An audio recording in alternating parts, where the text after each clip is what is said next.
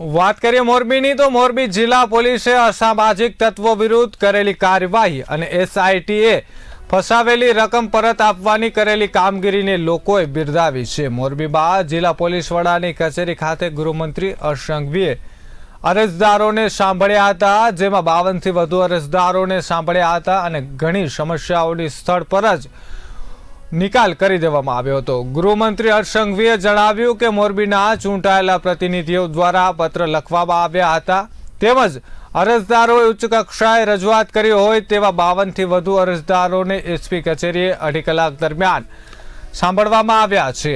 અનેક લોકોની સમસ્યાઓનો નિકાલ સ્થળ પર જ આવ્યો છે। જે પ્રશ્નો રેવન્યુ સાથે જોડાયેલા છે તેને મુખ્યમંત્રી જનસંપર્ક કાર્યાલયમાં મોકલીને ધારાસભ્યો અને સાંસદ સભ્યોને તેમાં મદદરૂપ થાય તેવું આયોજન કરાયું છે।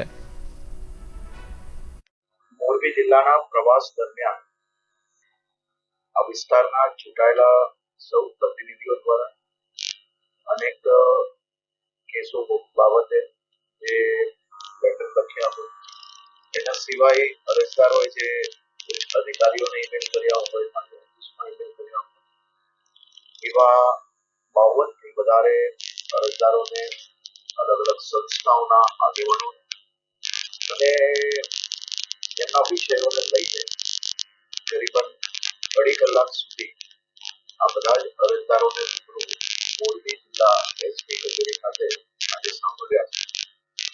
અનેક લોકોના નિકાલ આજે સ્થળ પર જ આવ્યા છે। અનેક વિષયો જે રેવન્યુ જોડે જોડાયેલા એ મુખ્યમંત્રીશ્રીની જનસંપર્ક કાર્યાલયમાં મોકલીને ધારાસભ્યશ્રી અને સાંસદશ્રીઓની સાથે રાખીને કરી શકાય।